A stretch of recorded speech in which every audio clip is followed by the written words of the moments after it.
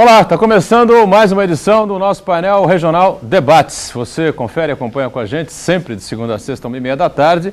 Personalidades aqui da nossa região metropolitana e do país passando pelas nossas bancadas e com você discutindo as nossas dificuldades, os nossos problemas, as demandas aqui regionais e as possíveis soluções, né, para todos esses problemas do nosso dia a dia. E claro, debatendo e discutindo também os temas da pauta nacional. Lembrando que a gente tem uma reprise também diariamente, às 20 horas, às 8 da noite, e às 22, às 10 da noite, o painel regional segue com entrevistas e discussões importantes sobre a Baixada Santista e sobre o país.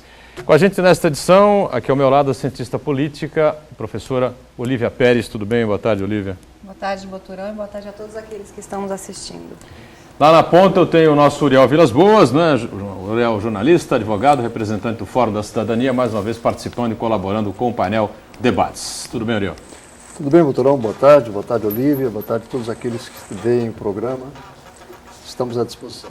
Muito bem, e já conosco, Caio França, importante liderança do PSB, o Partido Socialista Brasileiro em São Vicente, e na nossa região da Baixada Santista, não é? O Caio é um possível candidato à Assembleia Legislativa no ano que vem, vai falar muito aí sobre novidades, né? Nas articulações PSB-Rede. Tivemos um evento importante, né? Reunindo aí os dois partidos que estão... Partidos não, né? Não dá para chamar o Rede ainda de partido, né, Olívia? Não conseguiu ainda a aprovação. Embora ele se oficial, assuma, né, como partido, né? Será Tanto partido, quando a gente, né, vê as pessoas da Rede que não conseguiram o seu status de partido político, né? Quando a gente vê essa associação com o PSB, a gente sempre vê PSB barra Rede Sustentabilidade. É verdade. Isso.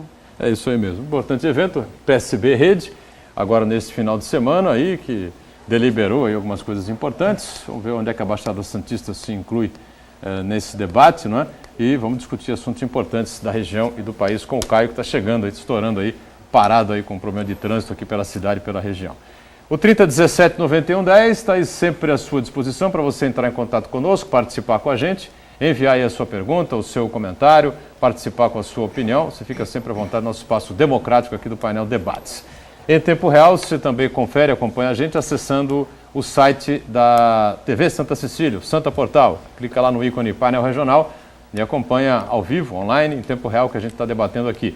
O programa encerrado, ele fica disponibilizado para você no YouTube. Você acessa lá, rever o painel Debates ou, se preferir, né, alguns dos momentos que você julgar mais importantes. E lembrando sempre, pelo Facebook, você compartilha conosco também, facebook.com/painel regional. Ultrapassamos a marca de 2.000 compartilhações, é isso? Compartilhamentos, tá certo? Na linguagem das redes sociais. Ontem, com a informação aqui do nosso Aldo Neto, a gente deixa aqui um agradecimento mais uma vez a todos aqueles que estão conosco também pelas redes sociais diariamente. E diariamente com a gente aqui, os nossos parceiros, né? Os jornais que estão sempre com a gente aqui, o DL, Diário do Litoral, na edição desta terça-feira, traz aqui a seguinte manchete: procuradores terão que devolver R$1 milhão. Na complementação aqui da manchete, a Advocacia Geral do município de Guarujá, né, deu prazo de 10 dias a 16 procuradores e ex-procuradores, né? Os escândalos vão se repetindo aí e agora esses cidadãos aí acusados e já previamente condenados vão ter que devolver então aos cofres públicos esse valor citado aí, tá certo? E a gente vai destacar também, como sempre, do mesmo grupo, né, de comunicação do DL, do Diário do Litoral, aqui o jornal Gazeta de São Paulo, que circula pelo Vale do Ribeira e mais 250 cidades aqui do interior de São Paulo, dobra o número de roubos seguido de morte na capital. Claro que o jornal circula também por São Paulo, capital, pela Grande São Paulo. Os casos de latrocínio, roubo seguido de morte, não é, cresceram em outubro. Esse ano foram 12 casos, enquanto no mesmo período do ano passado foram 6. Homicídios tiveram queda de 33%. A Olívia ganha aqui também um exemplar desse importante jornal Gazeta de São Paulo, né? Eu destaco também aqui um para o Uriel lá na ponta. E já o Caio França, que estará conosco, também vai receber aqui o DL desta edição de terça-feira e o Gazeta de São Paulo também, certo? Bom, uma manchete hoje também que surpreendeu todo mundo, né? A fraude no Porto de Santos envolvendo aí aproximadamente R$1 bilhão, né? Cerca de 500 milhões de reais, com 3 pessoas acabaram sendo presas pela PF, a Polícia Federal, na madrugada de segunda-feira, depois de uma investigação que durou 2 anos, envolvendo grupos que praticavam descaminho, sonegação fiscal e evasão de divisas aqui pelo nosso porto, Porto Santos, e pelo litoral do estado de São Paulo. Empresários, despachantes aduaneiros, servidores da alfândega, né, como poderia deixar de ser, estavam envolvidos no esquema que teria feito mais de 500 milhões saírem do Brasil sem registro, certo? Contrabando, né, portanto, né? 2 pessoas ainda estão sendo procuradas pela Polícia Federal. A investigação começou, na verdade, em 2010. Bom, não é surpresa, né? A gente sempre acompanha esse tipo de fato, mas R$1 bilhão apreendido assim assusta o número, né? Não é surpresa, porque se existe camelôs vendendo coisas ilegais da China, é porque existe um esquema desses produtos chegarem ao Brasil, obviamente, ilegais. O que diverge, o que é diferente nessa notícia, é o fato da operação da Polícia Federal ter ido ao cerne dos criminosos, né? Os empresários, os agentes que controlam a vida desses produtos.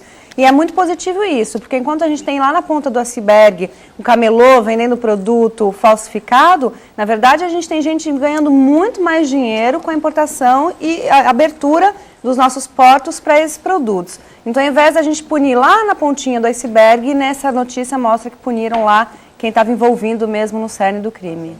Pois é, realmente R$1 bilhão não é pouca coisa, né, Uriel? Você também acompanhou, evidentemente, essa informação, essa notícia.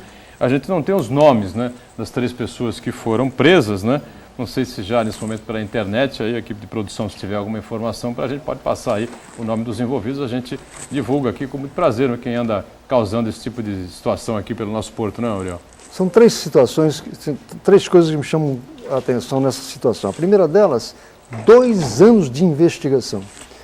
Caramba, a Polícia Federal faz todo esse trabalho com toda essa competência e os que foram presos, os que não sabiam disso, estavam sendo fiscalizados. É uma situação interessante, é uma curiosidade. Eu não estou colocando em nenhum momento qualquer dúvida quanto à ação da polícia. Estou apenas dizendo uma curiosidade de alguém que está desviando dinheiro, sendo investigado e não saber que estava sendo investigado. A primeira situação. A segundo caso que me chama a atenção, que mais uma vez aparecem fiscais, auditores, pessoas que lidam com tanto dinheiro, mas muito dinheiro, e encontra essa facilidade para fazer os desvios. E, por fim, o detalhe, é preciso que se dê nome também o empresariado que colabora com essa situação, que é uma tendência muito natural de a gente apontar, é o servidor público, é o serviço público, e o empresariado que se beneficiou desse fato. O dinheiro será devolvido? O dinheiro desviado será devolvido? É uma pergunta que fica no ar, porque a história mostra que nem sempre isso acontece. Basta lembrar da Georgina, né? Então são situações que mostram que eu penso assim, eu tenho a impressão que nunca tanta investigação foi feita, tanta apuração foi feita nesse país como agora. Não é que está se roubando mais, não. Sempre se roubou, mas que agora está havendo uma tendência a evitar que esses roubos aconteçam e que os seus responsáveis fiquem impunes. Bom, eu anunciei no começo aqui na abertura, está conosco já o Caio França, importante liderança do PSB, Partido Socialista Brasileiro, aqui em São Vicente, em toda a nossa região metropolitana, potencial candidato nas eleições do ano que vem, não sei a que, ele vai dizer ao longo do programa se é ou não, se já definiu, se vai mais para frente definir essa situação aí. Tudo bem, Caio? Prazer revê-lo. Tudo bem, Buturão. Prazer estar aqui com vocês, Olívia, Uriel, aos ouvintes aqui, aos nossos telespectadores, na verdade. Um prazer estar aqui com você, agradeço aí o convite. E mais uma vez aqui, como eu disse, o Caio ganha aqui também um exemplar do DL, né, que fala sobre o problema da Procuradoria da cidade de Guarujá e também um exemplar da Gazeta de São Paulo. Ô, Caio, alguma coisa também a acrescentar essa questão dessa fraude enorme no Porto Santos? Mais uma operação? Eu acabei acompanhando um pouquinho a fala do Uriel e concordo com ele. Assim, o que me impressiona mais, né, assim, quem de fato tem que... A gente hoje cria tanto controle do dinheiro público e quem está controlando hoje em dia é justamente quem está dando um jeito de você conseguir desviar, enfim, além dos empresários, é lógico. Então é sempre uma precaução. A gente cria, né? Hoje em dia tem tribunais, controladorias, enfim, isso tudo você não consegue resultar num controle de fato. Acho que hoje o mecanismo mais inteligente, mais dinâmico é a internet. Se tudo estiver bem exposto, as pessoas estão expostas, né, os valores estão ali colocados, e hoje em dia todo mundo tem acesso à internet no celular, enfim, na sua casa, e eu acho que é importante que esses mecanismos de controle existam, mas eu acho que a internet é uma ferramenta fundamental para a gente conseguir saber, de fato, quanto está entrando no Porto de Santos, qual é a arrecadação, é ICMS, é ISS, para quem que vai, deixar isso bem às claras, porque talvez aí o ser humano é sempre, infelizmente, suscetível aos erros aí, né, e às falhas humanas. Então a internet ainda, acho que é um órgão que precisa ser ainda mais explorado. Olha, e outro escândalo é o da Procuradoria de Guarujá, não é? Que denunciado aqui pelo Diário do Litoral já há bastante tempo, e agora os procuradores vão ter que devolver R$1 milhão à Prefeitura de Guarujá. Os procuradores estão sendo notificados, né? Terão 10 dias para devolver essa verba de sucumbências irregulares. Essa coisa da sucumbência é sempre um debate, né, acalorado que se faz, se isso é correto, se isso não é correto, né? O Caio citou agora, exemplo, quem deve tomar conta do dinheiro é que também anda se envolvendo em questões erradas, equivocadas, fazendo coisa errada que não deve, né? Evidentemente que a gente não deve prejulgar ninguém. Claro que são alguns procuradores apenas da cidade de Guarujá que estão envolvidos nessa situação, né? Mas fica aí manchada a Procuradoria como um todo, embora a gente ressalte aqui claramente, são 3 procuradores aí que estão envolvidos nesse escândalo de Guarujá, né, Olívia? Essas histórias do Guarujá já vem de antiga, tempo, né? Já é antiga. O que chama a atenção é o fato deles devolverem o dinheiro. Acho que corrupção tem em todo lugar, tem no setor público, tem nas empresas privadas, como bem o Uriel chamou a atenção. Também tem no terceiro setor, nas ONGs, também tem corrupção. Sem dúvida, a gente precisa de mecanismos de controle. Esses mecanismos de controle precisam ser mais bem aprimorados, porque não haja essas coisas. E retomando um pouco a fala do Uriel, eu não acho como hoje em dia mais investigação sobre corrupção, como eu acho que o grande diferencial de hoje em dia é que há mais divulgação dos casos de corrupção. Então a gente tem mais acesso à informação, a imprensa vem aí como um quarto poder no Brasil, e a internet, sem dúvida, é um grande modo de divulgação, de controle e divulgação também do que está acontecendo. Então eu acho que uma das saídas está em mais mecanismos de controle, inclusive o controle da população. Sucumbência é legal, né? Mas muita gente contesta, né, que os procuradores acabam ganhando muito, essa coisa toda, enfim, eu não quero entrar nesse detalhe. Houve um debate aqui já no painel regional, não no debate do painel regional à noite, trouxemos aqui o procurador-chefe de Guarujá explicando todas essas situações que acontecem por lá, enfim.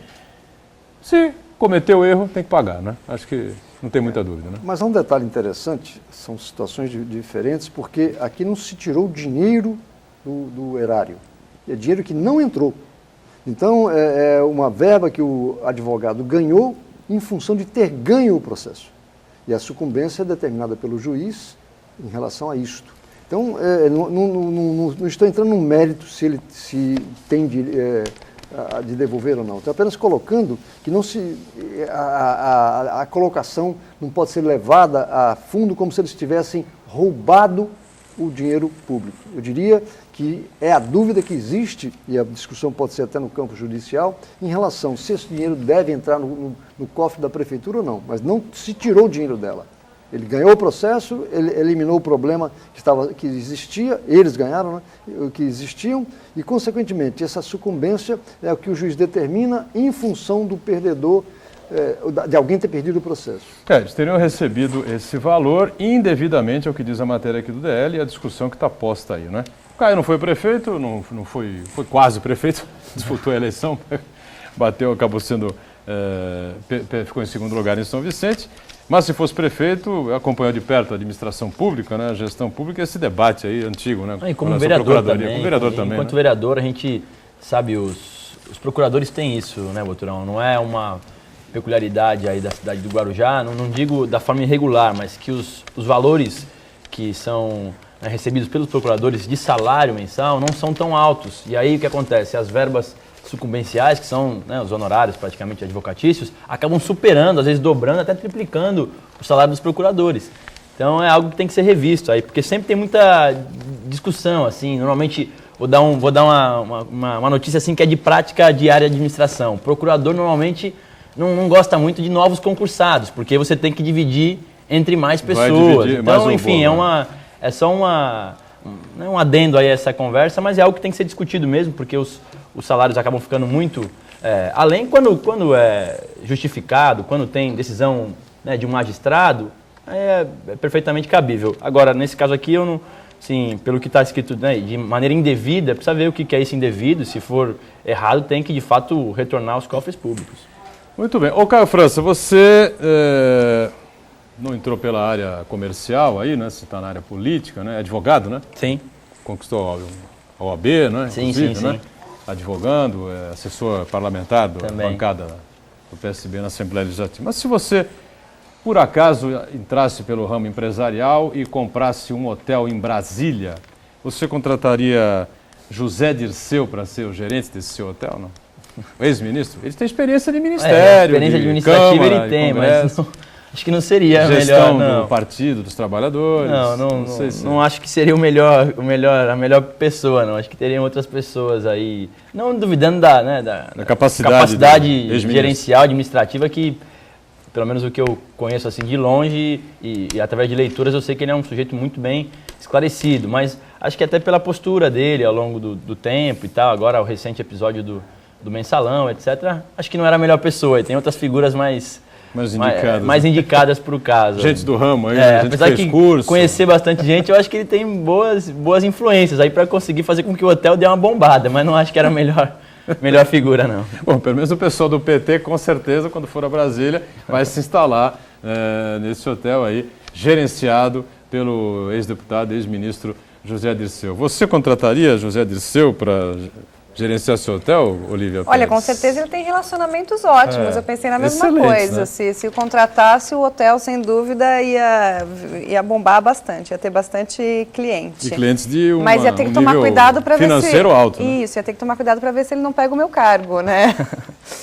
Mas eu acho que eu não contrataria o Zé Dirceu, assim, com o Genuíno. Eles têm sido postos a mártir do PT, né? A pessoas que foram presas políticas, etc. e tal. Eles cometeram um crime. E esse argumento do PT de que, mas todo mundo faz isso, não é um argumento que me convence. Quando eu falo que todo mundo faz isso, eu estou concluindo duas coisas. Primeiro, que eu estou errado. Segundo, que eu estou agredindo o outro. Isso não é uma forma de defesa plausível para mim. Então, esse argumento de que todo mundo faz, que mensalão existe em todos os governos, ora, se existe em todos os governos, ele não deve existir. A gente não pode admitir um sistema político em que eu compre apoio em troca de dinheiro, então eu não contrataria.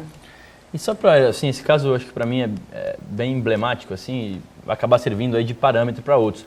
Mas ninguém nega, e eu mesmo, pelo que leio e que conheço, sei que tanto o Genuíno quanto o Dirceu tem um histórico de vida atuante, aí ligado à esquerda e tal, mas Luta isso política. não faz com que qualquer coisa que ele fizer hoje, né, você tenha uma impunidade com relação a eles. A história de vida deles, né, tem muita coisa bonita, mas cometeram um erro, e assim como outras pessoas que cometem erros, tem que ser punido. Então, acho que isso tem que ficar bem claro. Uma coisa não impede a outra. O fato de terem sido pessoas que lutaram muito pela democracia e tal, não faz com que os crimes que eles possam cometer daqui para frente sejam mais brandos ou menos brandos do que das pessoas comuns.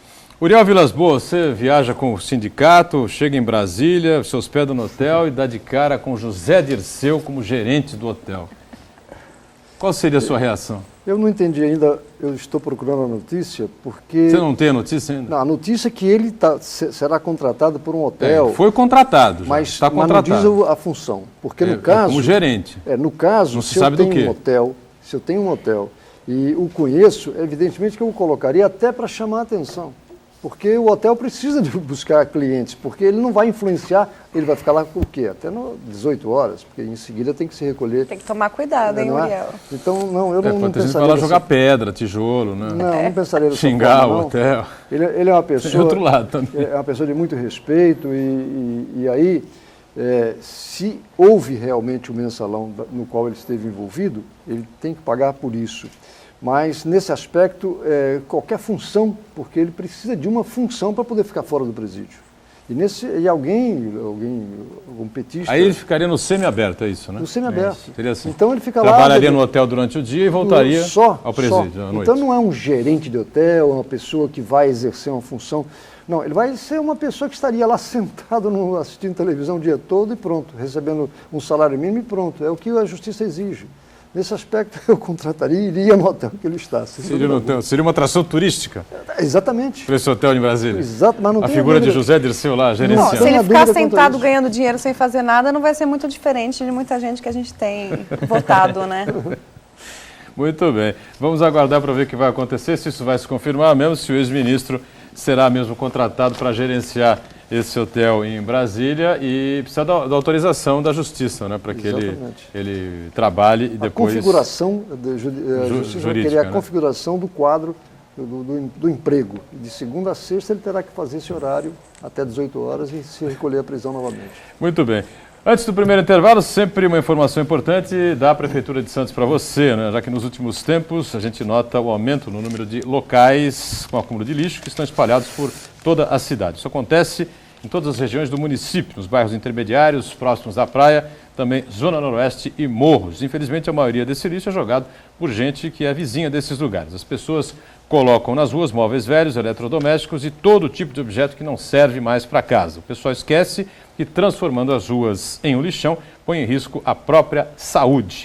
Tem muita gente que não sabe, mas o Código de Posturas do município proíbe o descarte irregular desse lixo nas ruas. Quem for pego em flagrante pelas autoridades pode pagar uma multa de até R$500. Por isso, vai uma dica aqui. Se você precisar jogar fora algum móvel ou outro objeto grande, ligue para o Catatreco. O Catatreco é um serviço da Prefeitura de Santos e, depois de agendado, recolhe o lixo pesado para você. É só ligar o 0800 770 8770, informando o volume e o peso aproximado do material que você quer descartar. O pessoal do Catatreco vai à sua casa e leva tudo embora. Por isso, a gente repete então, 0800 770 8770, o telefone do Catatreco.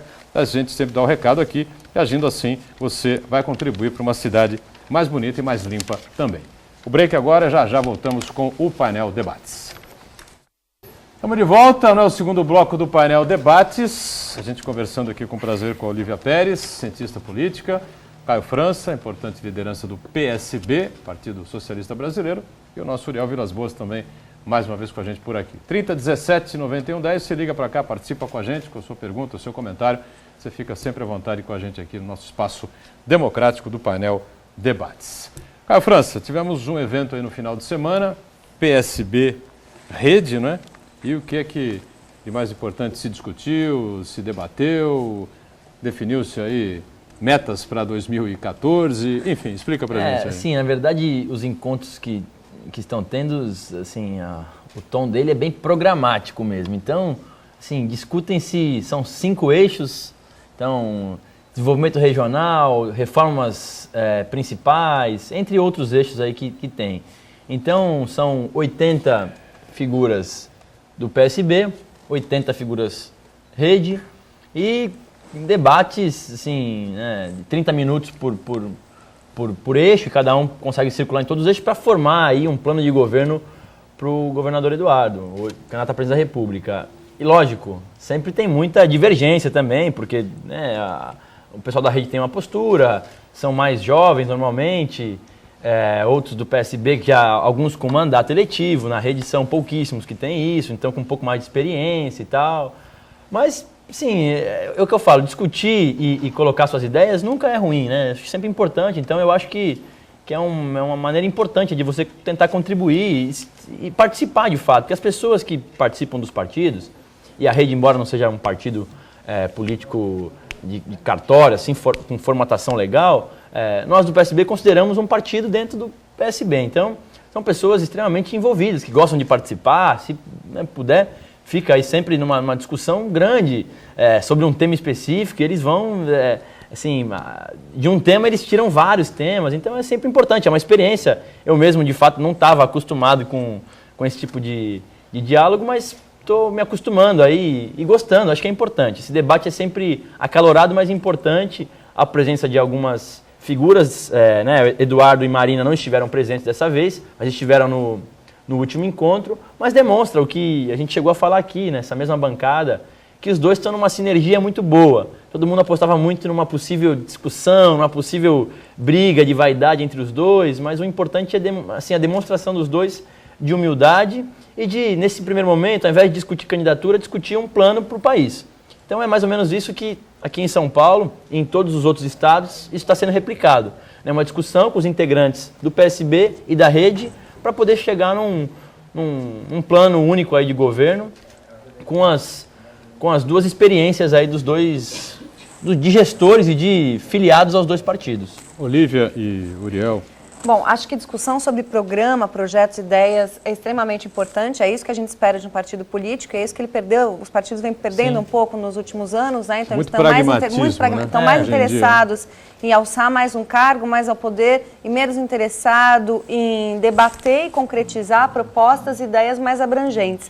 Acho que a rede trouxe essa novidade para a política e é a grande novidade, eu acho que da eleição aí presidencial, é a rede tendo se unido à PSB e uma possibilidade dela participar desse pleito, né? Dela participar junto ao PSB desse pleito.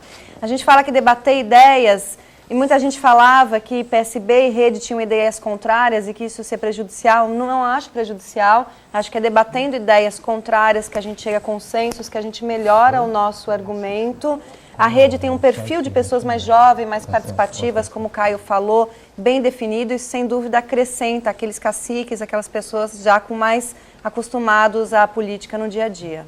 Que também são importantes, né? Assim, até eu acho legal o Uriel, que também, até pelo fato de ser partidário e já envolvido com um partido que tem esse tom mais de discussão, é claro que isso é importante e faz com que o partido, a essência do partido continue. Mas, inegavelmente, aquelas pessoas que têm experiência política, têm mandatos eletivos, também na hora da disputa são extremamente importantes. São pessoas que vão abrir portas, são prefeitos, né, vereadores, deputados estaduais, federais, que sem dúvida nenhuma são pessoas importantes. Então é tentar juntar aí fazer essa sinergia entre essas duas vertentes. No PSB também tem muitas pessoas que são militantes do partido há muitos anos, têm filiados há 40, 50 anos no partido, e que nunca disputaram eleição, mas que são filiados aí há muitos anos.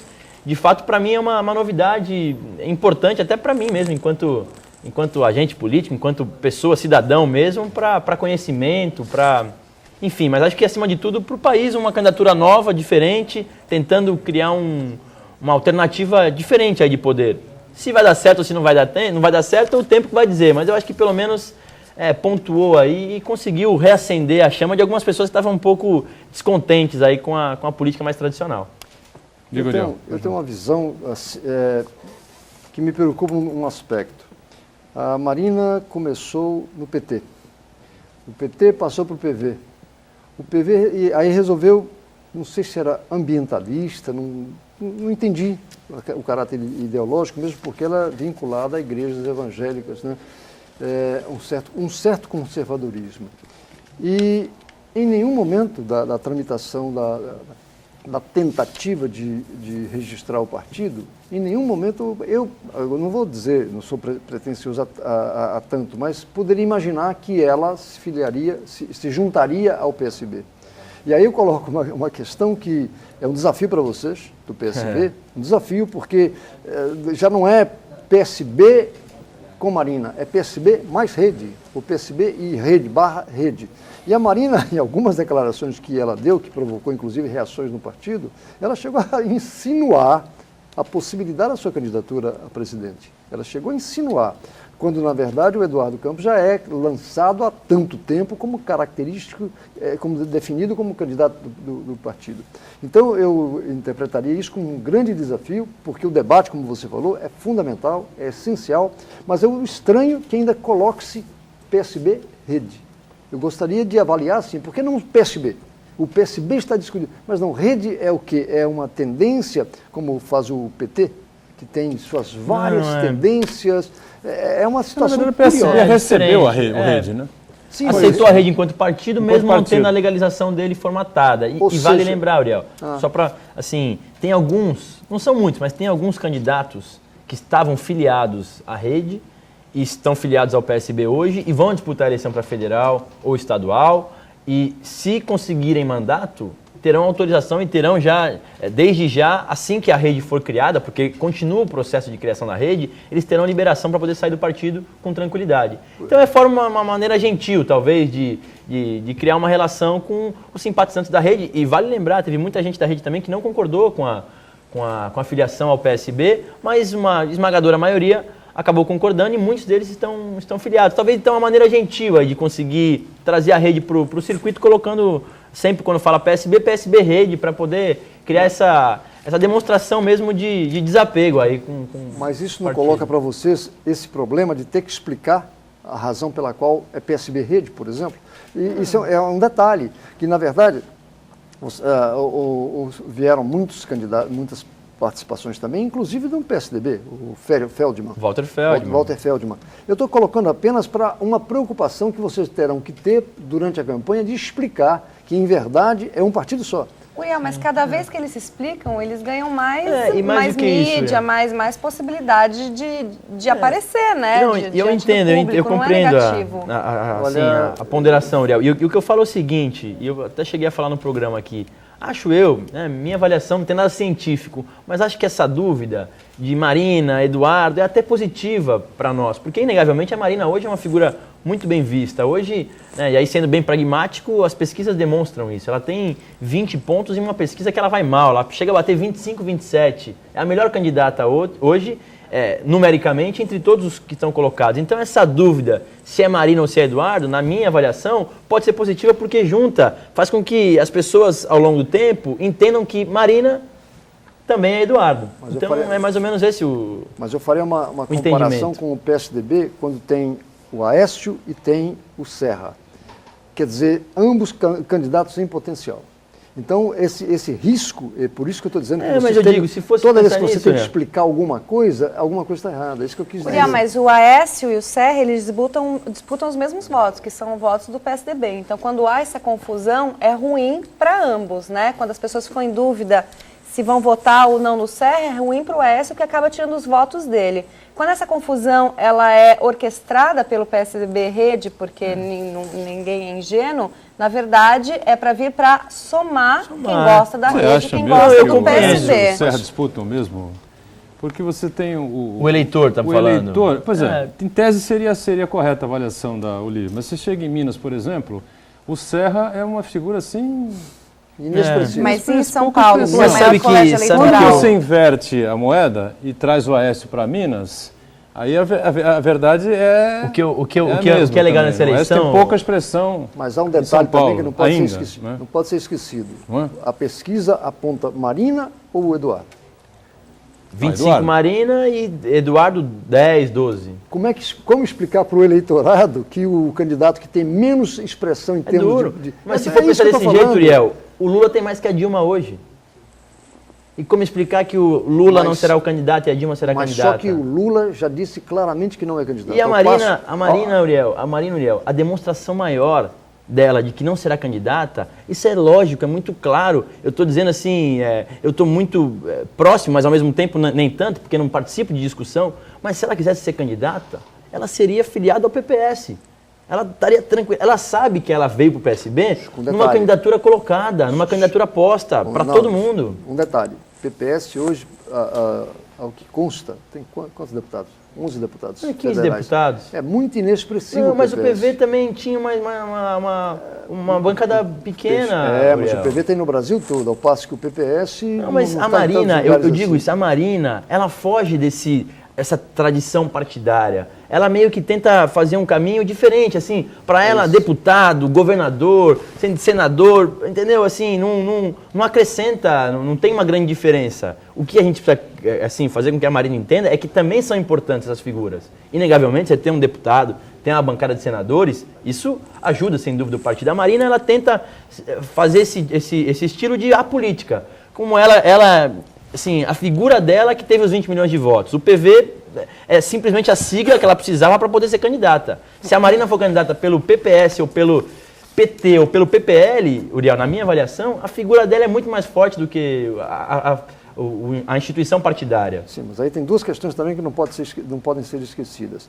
A primeira delas, a impressão que se tinha quando a Marina partiu para o PSB é que ela poderia disputar com o Eduardo quem é vice e quem é o titular. Aí é o primeiro ponto. O segundo ponto é quando encontra situações como o estado de São Paulo, quando o PSB tem briga interna para indicar a candidata a governadora. Não, e nós vamos ter, assim, porque de fato embora sejam pessoas que hoje estão na mesma trincheira, ao longo do caminho, cada um foi seguindo os seus passos. Esse é o detalhe importante. Mas é a democracia. Ao longo do caminho, alguém vai perguntar, puxa vida, Marina, tinha que ter sido você, nós não podíamos ter perdido essa. Assim como muita gente fala, Lula, era para ter sido você, não a Dilma. É natural que isso aconteça em todos os partidos. Assim como no PSDB vão falar, Serra, era para ser você. Apesar de você falar da Dilma no caso, mas não se esqueça que as pesquisas indicam-na como em primeiro lugar. Então, até isso levaria vantagem. Ao passo que, se você coloca pura e simplesmente Marina ou Eduardo e coloca o Eduardo em primeiro lugar...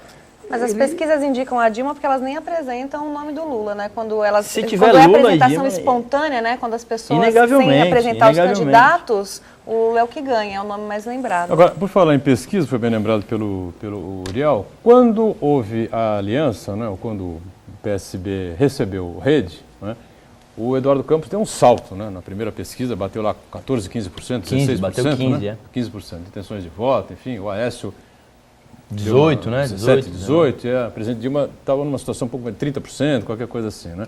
Nas últimas pesquisas, especialmente na última Ibope, há cerca de 15 dias, o quadro se inverteu completamente. Né? De novo, favoravelmente, a presidente bateu lá 40 e não sei quantos por cento, né? Sim, o Aécio caiu, o Eduardo Campos também caiu, enfim. Como é que vocês receberam isso? Deu uma desanimada no pessoal? Tem que mudar a estratégia, tem que definir logo, tem que apresentar logo o Eduardo, a Marina tem que vir logo como apoiadora de vice, não é bem assim, dá para esperar um pouco mais, tem Copa do Mundo, tem Carnaval, como é que é essa coisa no partido? Acho que é um misto, tá assim, né? Acho que não tem uma tática infalível, acho que é um conjunto de coisas, acho que a apresentação dele, ele se colocar enquanto um candidato novo, um bom gestor, uma pessoa politizada, esclarecida, que vem oriundo da esquerda, é o governador mais bem avaliado do país, acho que tudo isso tem que ser colocado, e também a Marina como franca afiadora aí do nome, uma pessoa que estará agregando a chapa, então acho que é uma junção de coisas, e lógico, as pesquisas, né, assim, estão oscilando muito, a Dilma oscila, bate no primeiro turno, mas eu acho que hoje a exposição da Dilma é muito maior do que qualquer outro candidato, inegavelmente, ela é presidente da República, então qualquer pronunciamento dela e tal, acaba elevando a imagem dela. Eu faço só uma ressalva, assim, e até eu sou otimista, Boturão, sem dúvida nenhuma, além de tudo eu sou otimista e acredito muito. O Lula, em todas as eleições, não ganhou no primeiro turno. Então, acho que essa é a principal... Nem como presidente. Nem como presidente, nem na reeleição dele. Então, com todo respeito, e ela merece, é uma pessoa decente, mas eu não acredito que a Dilma ganhe no primeiro turno. Então, se eu acredito no segundo turno, eu acredito que Eduardo tem chance de ir. E aí, lógico, será difícil, mas eu acredito. E só acrescentando um dado, na verdade, o que as últimas pesquisas apontam, a do Ibope em especial, com a Dilma aí batendo os 40%, 42%, na verdade é uma popularidade que ela recuperou. Porque ela perdeu durante as manifestações de junho. Verdade. Antes das manifestações, ela já tinha aí esse índice, ela perdeu, foi para os 30% nas manifestações, assim como Alckmin, como candidato à reeleição do governo de São Paulo, também perdeu. E o que se vê agora é uma recuperação, na verdade, que eles já tinham antes. Sem fugir muito aqui, mas bem rápido, e vale lembrar, o Eduardo hoje tem 20% do país que conhece ele. Então ainda tem uma longa possibilidade, é um ilustre desconhecido. Eu sempre falo isso, se trouxer ele aqui no Gonzaga ou na Praça Barão em São Vicente, poucas pessoas o conhecerão. Então, acho que na medida em que as pessoas vão o conhecendo, a possibilidade de as pessoas, né, se aderirem à candidatura dele é muito maior. Ele é o candidato com mais possibilidade de crescer. Vamos para um rápido intervalo, só destacando aqui a manchete desta terça-feira do site Voz Caiçara, parceiro nosso aqui do painel Debates, o painel regional também, né? Dr. Ray, né, quer ser candidato a presidente da República pelo PSC. Essa é a manchete do Voz Caiçara, parceiro aqui do nosso painel Debates. Vamos para o intervalo então e já a gente volta aqui, tá certo? Muito bem, o painel Debates está de volta, né? A gente conversando aqui com a cientista política Olívia Pérez, com o nosso Caio França e também com o Uriel Vilas Boas, né? Algumas perguntas chegando aqui, mas a gente segue aqui conversando um pouco sobre o PSB, sobre o Caio especificamente, já que eu tenho algumas informações, viu, Olívia e Uriel, que o Caio França anda com a rodinha toda aí circulando aí pelo estado de São Paulo, conversando com uma série de pessoas, conversando com muita gente. Alguma coisa definida aí com o seu futuro político já, seu Caio, ou ainda não? Então, não, acho que está bem encaminhado já, né, Boturão? Eu estou bem animado, devo disputar a eleição para deputado estadual.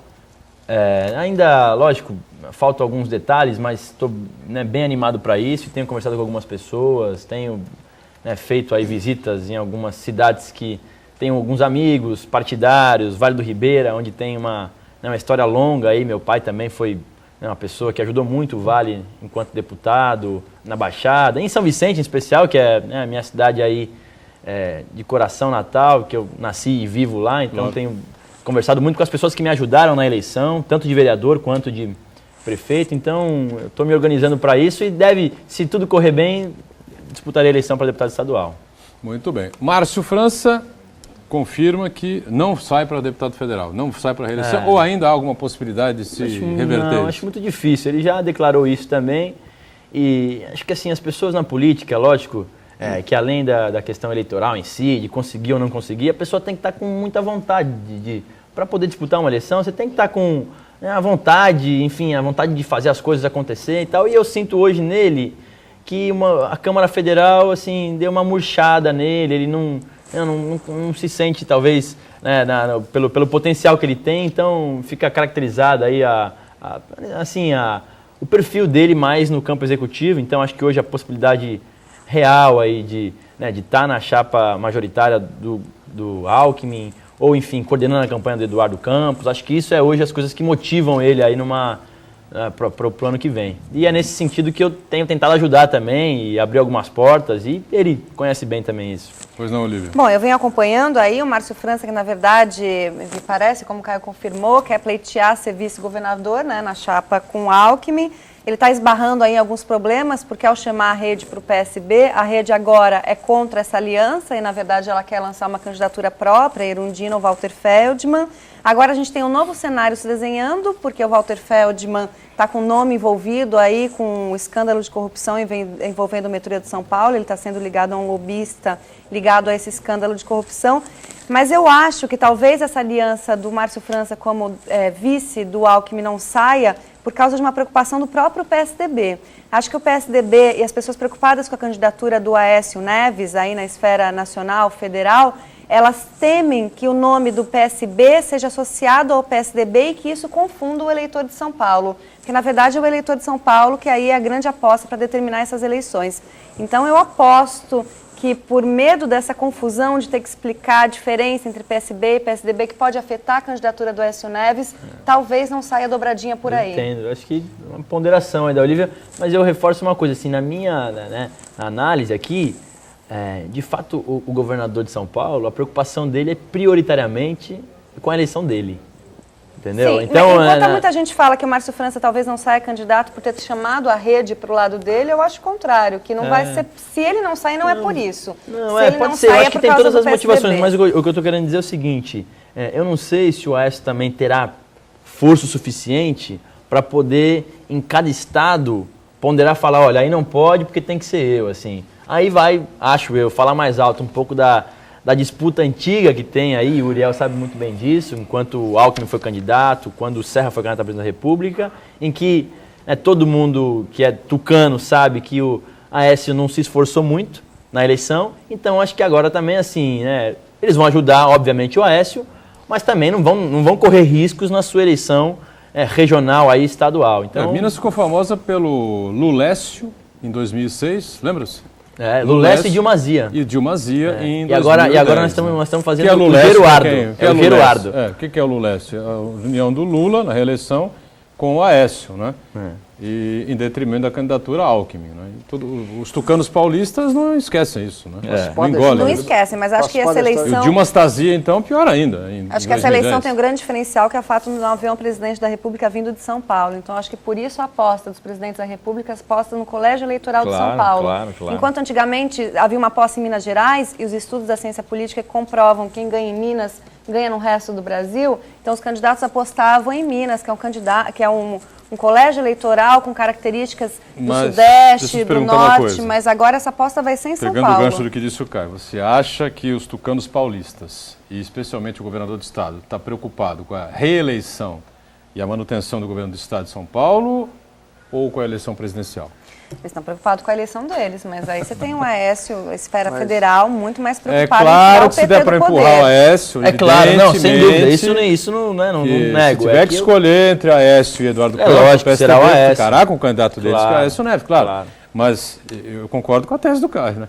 Muito mais importante hoje para a tucanada paulista, né, e para o governador Alckmin é a reeleição estadual. Mas né? ele não vai perder essa reeleição só por ter deixado de chamar o Márcio França como vice. Não é isso, não é isso. Só por, o que eu só falo é o por perder, seguinte, por isso não. não é lógico que não é isso, mas assim, inegavelmente hoje o Alckmin também sabe que não será uma eleição como foi há 4 anos atrás.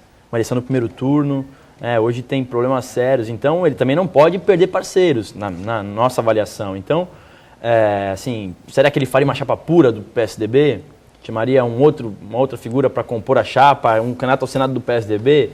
Eu acho que hoje você tem que construir também, né, compondo com os parceiros. Então, lógico, não estou dizendo que é único e exclusivamente o Márcio França. Tem outras pessoas, tem outros partidos, tem o Democrata, o PTB e tal, mas eu acho que a grande novidade não é pelo Márcio França, não.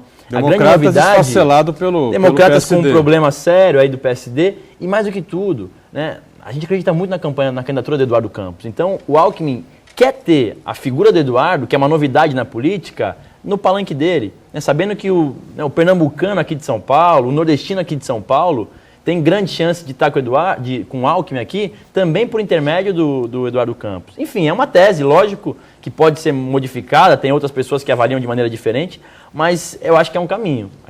Diego Ariel. É uma curiosidade, nós temos o vice-presidente da República e o partido que tem mais deputados nos parlamentos, aí, que é o PMDB.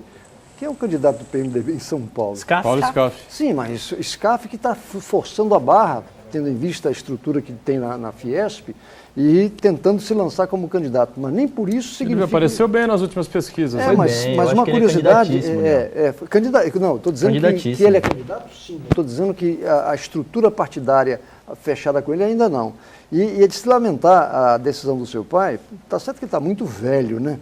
Não é possível, na idade dele já colocado como você colocou, significa o quê? Um desânimo? Não, ele é desânimo, porque não é do meu partido, não é? Mas a gente fica, às vezes, pensando que a nossa região, que já teve 7 deputados estaduais, já teve vários deputados federais, caramba, ele é uma figura... O Márcio é uma figura importante. Uma figura importante. Sem dúvida. E vem cá, já imaginaram vocês a dupla Márcio e Caio? É impressionante, algo para pensar. Mas, Uriel, e vem cá. Não estou estimulando, não. Não estou dizendo isso, estou dizendo, e ser vice-governador do Estado não é importante para a região? Sim, mas no caso, se já tivesse a caracterização, é garantido que seja ele. Mas a garantia não existe na política, Uriel, você conhece isso. Claro, mas no caso... Você tem muito mais experiência que eu e sabe disso, assim. Mas você concorda que a colocação dele, que já não é mais candidato a nada, não está mais... Não candidato a nada, não. Não. Só federal, e aí mais para cima ainda. Exatamente. Assim, eu acho que, e eu sinto muito isso, assim, aqui na Baixada, Boturão, eu fico impressionado que às vezes, até meios de comunicação, pessoas influentes, jogam contra uma possível candidatura dele. Não estou nem falando aí, estou tentando fugir um pouco dessa questão ideológica partidária, mas inegavelmente para a região nossa aqui, ter alguém, né, que está numa ascensão, podendo ser vice do atual governador, eu acho que seria excepcional para a Baixada, para o Vale do Ribeira, para o Litoral Norte, que conhece a realidade aqui, foi prefeito, foi vereador, enfim. Então eu acho que quem é da Baixada, assim, deveria, na verdade, empurrar e jogar a favor disso, porque, inegavelmente, lógico que eleição, Uriel, é uma caixinha de surpresa e, lógico, que o Alckmin pode não ganhar, ele pode ser candidato a vice do Alckmin e o Alckmin não ganhar. Mas eu ainda acho, primeiro, a candidatura do Alckmin extremamente consistente. Acho ele um candidato forte, um candidato sério, que pelo menos vai para o segundo turno.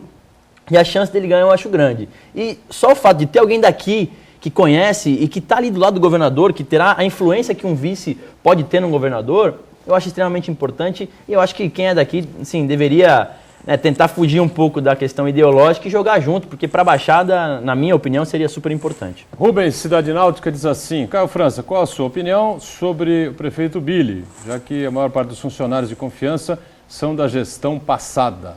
São? Olha, não conheço todos, mas uma boa parte, né, assim, dos atuais cargos de confiança e tal, o que não denigra a imagem de ninguém e tal, mas o que eu falo é assim só, e eu repito isso muito em São Vicente, Boturão, que acho que a votação do Billy, ele teve esse mérito de ser a mudança, ele era a mudança e eu não consegui transmitir isso para as pessoas, ele conseguiu transmitir a mudança.